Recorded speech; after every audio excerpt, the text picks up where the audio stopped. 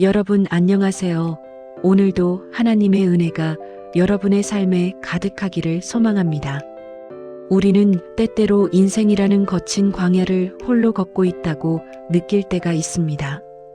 앞이 보이지 않는 막막함과 어디로 가야 할지 모르는 두려움이 우리를 엄습할 때가 있습니다. 하지만 오늘 우리가 함께 나눌 하나님의 말씀은 바로 그 광야, 한복판에 서 있는 우리에게 주시는 놀라운 위로의 메시지입니다. 오늘 우리가 함께 묵상할 말씀은 시편 23편입니다. 다윗의 시로 알려진 이 말씀은 수천 년의 세월 동안 수많은 성도들의 눈물을 닦아주고 지친 영혼을 일으켜 세운 생명의 말씀입니다. 장로교의 전통적인 해석 안에서 우리는 이 시편을 단순히 아름다운 시가 아니라 하나님의 주권과 섭리, 그리고 우리를 향한 끝없는 언약적 사랑으로 이해합니다. 하나님은 멀리 계신 분이 아닙니다. 하나님은 우리의 삶 구석구석을 세밀하게 살피시는 목자이십니다. 여호와는 나의 목자시니 내게 부족함이 없으리로다. 이 고백이 여러분의 고백이 되기를 바랍니다. 목자와 양의 관계는 단순히 주종 관계가 아닙니다. 양은 시력이 좋지 않고 스스로를 방어할 능력이 없으며 넘어지면 혼자 일어나기도 힘든 연약한 존재입니다. 그런 양에게 목자는 생명 그 자체입니다. 목자가 없으면 양은 길을 잃고 맹수의 밥이 될 수밖에 없습니다. 다윗은 왕의 자리에 있었지만 자신의 인생을 돌아보며 자신은 그저 한 마리의 양에 불과했음을 고백합니다. 그리고 자신의 인생을 이끌어 오신 분이 오직 여호와 하나님 한 분이셨음을 노래합니다. 장로교의 창시자 칼빈은 이 구절을 해석하며 하나님께서 우리를 당신의 양떼로 삼으셨다는 사실 하나만으로도 우리는 이미 모든 것을 가진 것이나 다름없다고 말했습니다. 그가 나를 푸른 풀밭에 누이시며 쉴만한 물가로 인도하시는도다. 아멘. 여러분, 지금 쉼이 필요하십니까? 세상은 우리에게 끊임없이 더 빨리 더 높이 올라가라고 재촉합니다. 잠시라도 쉬면 뒤처질 것 같은 불안감을 심어줍니다. 그러나 우리 목자 되신 하나님은 우리를 푸른 풀밭과 쉴만한 물가로 인도하십니다. 여기서 푸른 풀밭은 단순히 먹을 것이 풍부한 곳을 의미하는 것이 아닙니다. 그곳은 하나님의 말씀이 풍성한 곳이며 우리의 영혼이 참된 안식을 누릴 수 있는 은혜의 장소입니다. 쉴만한 물가는 거친 물살이 아니라 잔잔하게 흐르는 물을 의미합니다. 양들은 물이 급하게 흐르면 무서워서 물을 마시지 못합니다. 하나님은 우리의 연약함을 아시고 우리의 형편과 처지에 맞게 가장 세밀하고 부드러운 손길로 우리를 인도하십니다. 때로는 우리가 원하지 않는 길로 가는 것처럼 보일지라도 그 길 끝에는 반드시 하나님이 예비하신 푸른 풀밭이 있음을 믿으시기 바랍니다. 하나님은 우리의 영혼을 소생시키시고 자기 이름을 위하여 의의 길로 인도하십니다. 소생시킨다는 말은 죽어가는 것을 다시 살린다는 뜻입니다. 혹시 죄책감이나 실패의 기억 때문에 영혼이 병들고 지쳐 있지는 않으십니까? 세상의 비난과 조롱 때문에 마음이 상해 있지는 않으십니까? 우리 주님은 그런 우리의 영혼을 다시 살리시는 분입니다. 회복시키시는 분입니다. 그리고 우리를 의의 길로 인도하십니다. 여기서 중요한 것은 자기 이름을 위하여라는 표현입니다. 우리가 의로워서가 아닙니다. 우리가 잘나서가 아닙니다. 하나님은 당신의 거룩하신 이름과 명예를 걸고 우리를 책임지시겠다는 것입니다.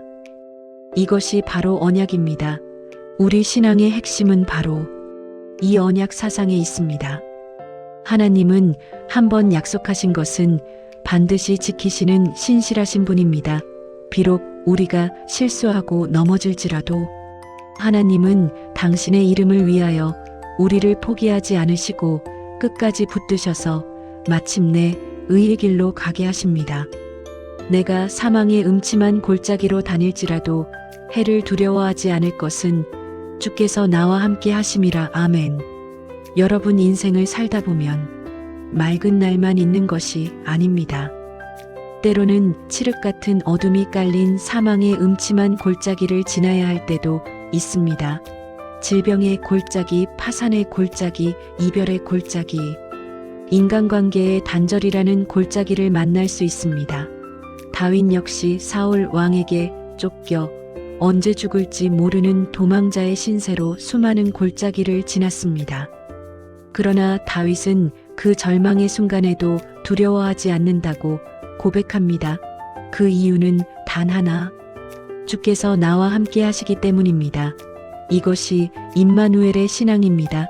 하나님이 우리와 함께 하신다면 그 어떤 어둠도 우리를 삼킬 수 없습니다.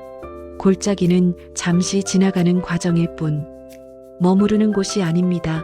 목자가 곁에 있다면 골짜기의 어둠은 오히려 목자의 지팡이 소리를 더 선명하게 들을 수 있는 기회가 됩니다. 고난은 변장된 축복이라는 말처럼 우리가 겪는 시련 속에는 하나님의 놀라운 섭리가 숨겨져 있습니다. 주의 지팡이와 막대기가 나를 안위하시나이다. 지팡이는 양들을 인도하고 맹수를 쫓아내는 데 사용되며 막대기는 양들을 세거나 징계할 때 사용됩니다. 하나님의 사랑은 맹목적인 사랑이 아닙니다. 때로는 우리가 잘못된 길로 갈 때 사랑의 매를 드셔서라도 우리를 바른 길로 돌이키십니다. 그것이 바로 참된 목자의 사랑입니다. 하나님의 징계가 아프게 느껴질 때가 있겠지만 그것은 우리를 살리기 위한 하나님의 안위하심임을 기억해야 합니다. 장로교 교리문답에서도 하나님의 섭리 안에서 일어나는 모든 일은 궁극적으로 성도의 유익을 위함이라고 가르칩니다. 주께서 내 원수의 목전에서 내게 상을 차려주시고 기름을 내 머리에 부으셨으니 내 잔이 넘치나이다. 아멘. 여러분, 이 장면을 상상해 보십시오. 적들이 으르렁거리는 전쟁터 한복판입니다. 사방이 적으로 둘러싸여 있습니다. 그런데 그곳에서 하나님이 잔치를 베푸십니다. 상을 차려주신다는 말은 밥상을 차려주신다는 뜻입니다.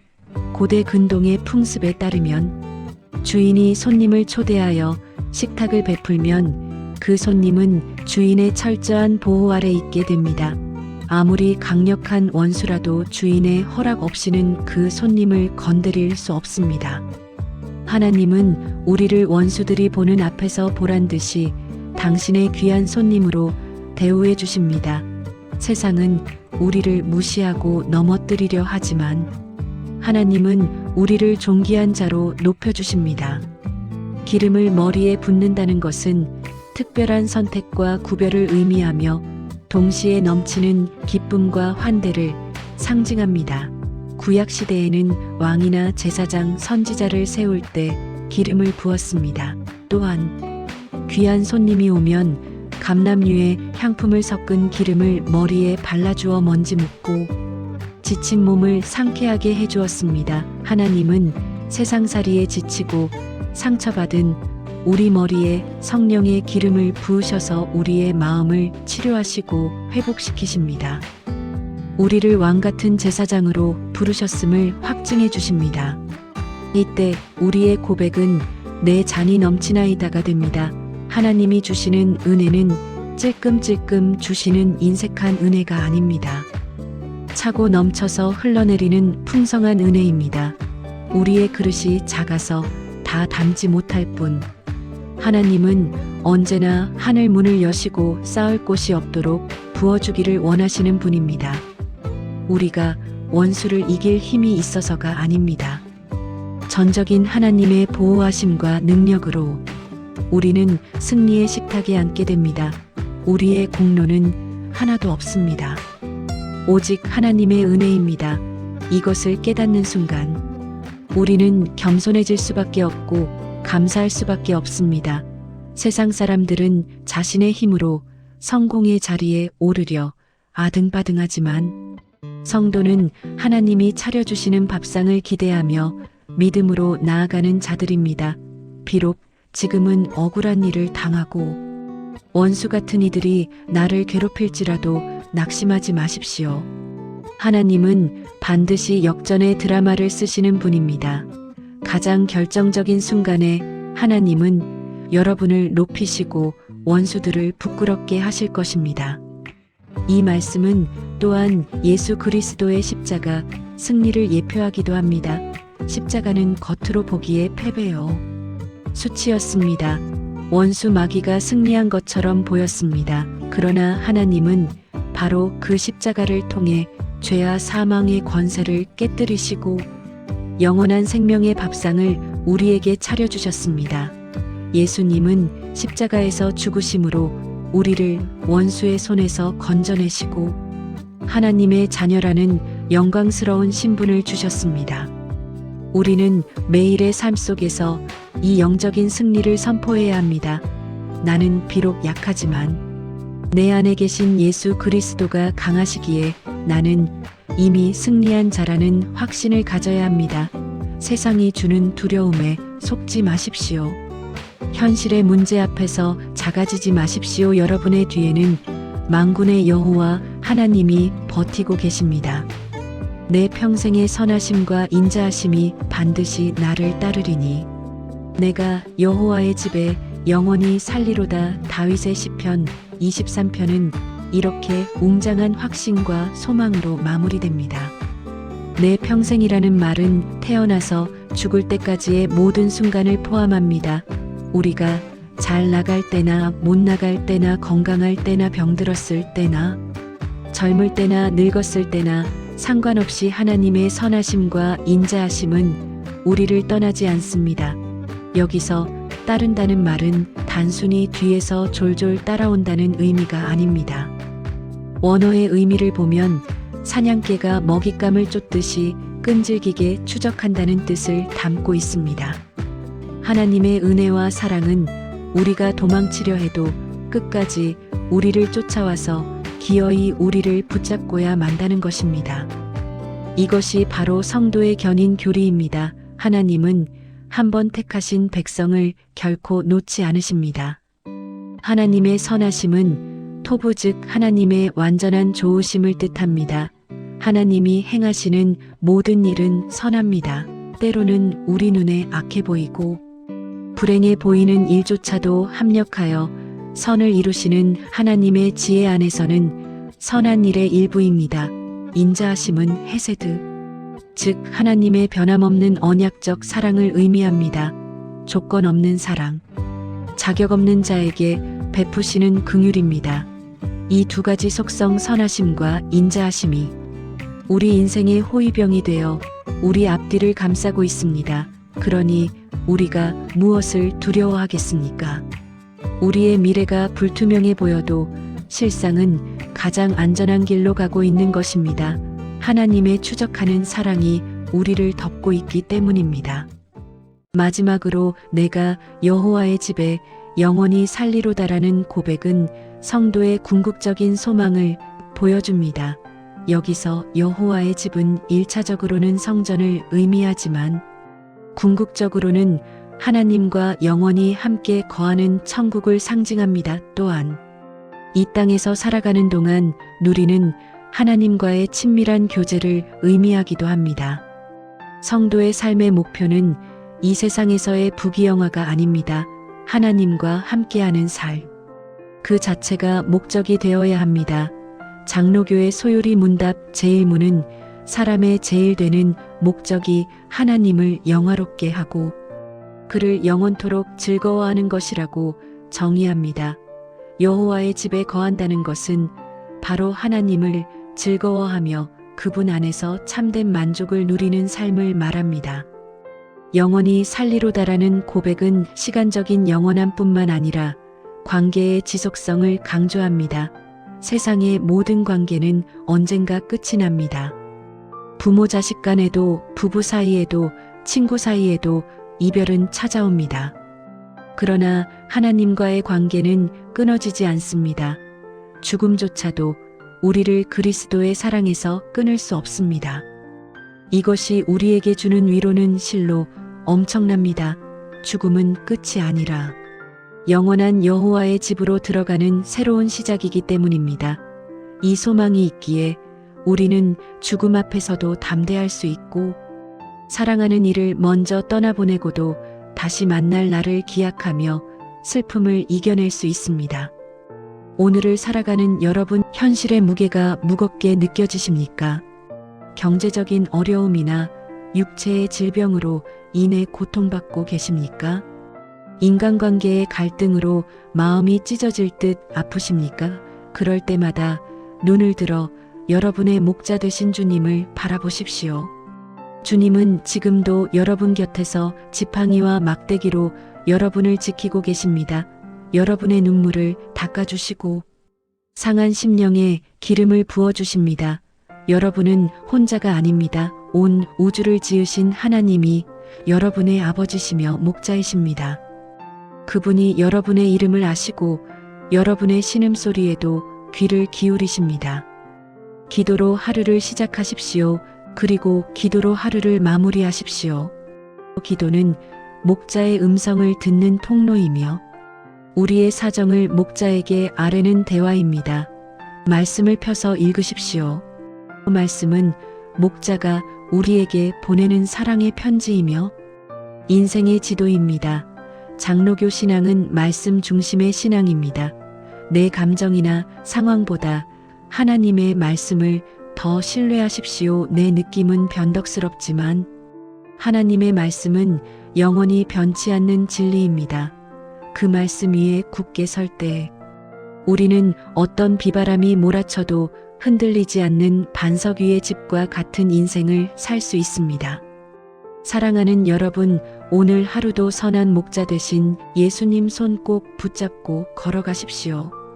푸른 풀밭으로 인도하시면 감사함으로 누리시고 사망의 음침한 골짜기를 지나게 하시면 주님이 더 가까이 계심을 믿고 담대하게 걸어가십시오. 원수들 앞에서 상을 베푸시는 주님을 기대하며 승리의 찬송을 부르십시오. 그리고 언젠가 우리 모두 저 영원한 여호와의 집에서 다시 만나 기쁨의 축제를 벌일 그날을 소망하며 믿음의 경주를 완주하십시오. 여러분의 삶은 결코 실패하지 않습니다. 하나님이 여러분의 목자가 되시기 때문입니다. 부족함이 없으리로다. 이 다윗의 고백이 오늘 여러분의 삶에 실제가 되기를 축복합니다. 하나님은 여러분을 사랑하십니다. 그 사랑은 포기하지 않는 사랑입니다. 오늘 하루도 그 사랑 안에서 평안하십시오. 세상이 줄 수 없는 평안, 하늘로부터 내려오는 참된 안식이 여러분의 심령 가운데 가득하기를 기도합니다. 비록 눈에 보이는 상황은 여전히 막막할지라도 믿음의 눈을 들어 목자 되신 주님을 바라볼 때 홍해가 갈라지고 여리고 성이 무너지는 기적을 경험하게 될 것입니다. 여러분은 하나님의 존귀한 자녀입니다. 왕의 자녀답게 당당하게 어깨를 펴고 세상을 향해 나아가십시오. 주님이 여러분들보다 앞서가시며 길을 여실 것입니다. 할렐루야, 아멘. 이렇게 오늘도 말씀 안에서 힘을 얻고 세상으로 나아가는 여러분을 축복합니다. 각자의 삶의 자리에서 작은 예수로 살아가며 그리스도의 향기를 바라는 복된 하루 되시기를 바랍니다. 힘들고 지칠 때마다 시편 23편 말씀을 생각해 보십시오. 여호와는 나의 목자시니 내게 부족함이 없으리로다. 이 한마디가 여러분의 영혼을 다시 일으켜 세우는 능력의 주문이 될 것입니다. 하나님의 은혜가 여러분의 가정과 일터 위에 그리고 여러분이 만나는 모든 사람 위에 충만하게 임하기를 간절히 소망합니다. 감사합니다.